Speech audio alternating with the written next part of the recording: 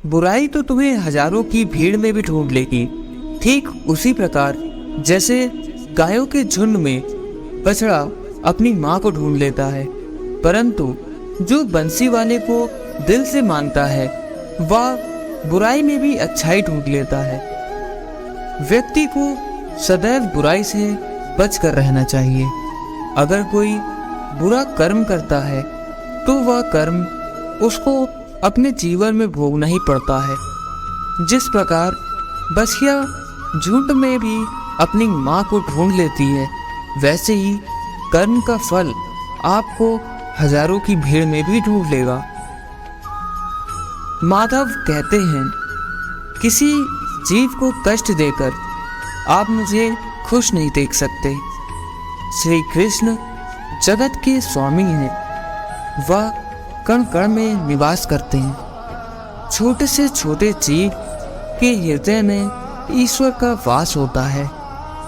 उस जीव को कष्ट का अनुभव होना ईश्वर को कष्ट का अनुभव होना कराता है।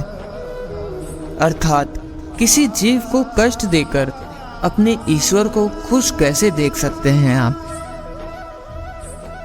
वह दिन मत दिखाना कहना कि हमें खुद पर गुरूर हो जाए। रखना अपने दिल में इस तरह कि जीवन सफल हो जाए।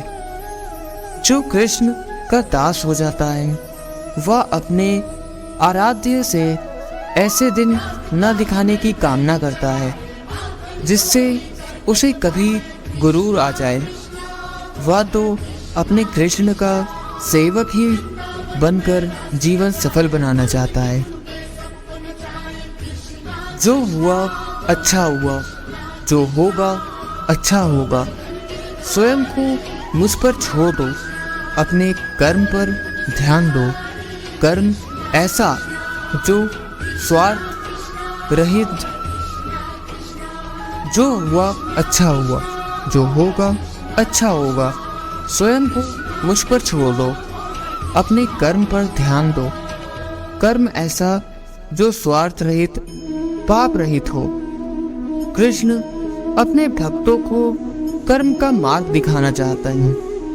वह कहते हैं, अपने कर्म समाज के प्रति और मानव कल्याण के प्रति केंद्रित करते हुए करो, बल्कि फल की चिंता मत करो। उन सभी कर्मों को मुझे समर्पित कर दो। इस मार्ग को अपनाकर तुम मुझे प्राप्त कर सकते हो, मेरे प्रेम का भागीदार बन सकते हो। दुष्ट लोग अगर समझाने मात्र से समझ जाते तो यकीन मानो महाभारत कभी ना होता। जो दुष्ट लोग होते हैं वह कठोरता से ही मानते हैं। उनको समझाने के लिए कठोर व्यवहार करना आवश्यक है। अगर समझाने मात्र से दुष्ट समझ जाते तो बांसुरी वाला कभी महाभारत होने ही न देता। जो अपने मन पर नियंत्रण नहीं रखता वह स्वयं का धीरे धीरे शत्रु बन जाता है।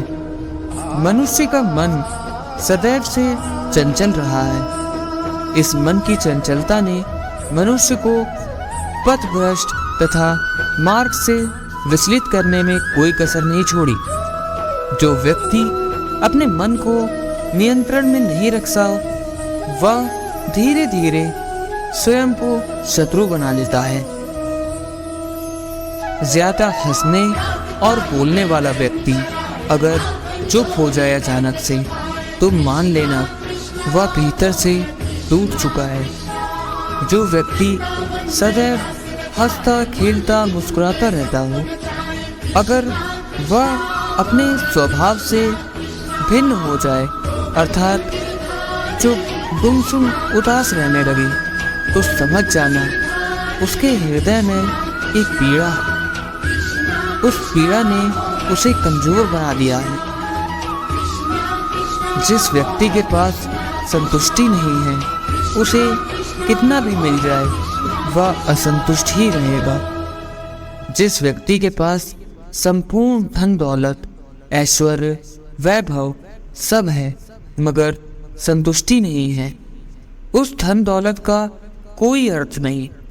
वह सदैव असंतुष्ट की स्थिति में ही रहेगा। जिसके पास संतुष्टि है वह थोड़े में भी संतुष्ट रहता है।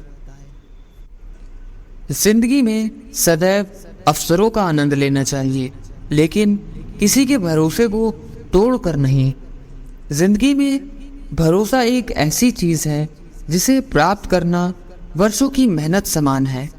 फिर भी यह प्राप्त हो या नहीं, यह भाग्य पर निर्भर करता है।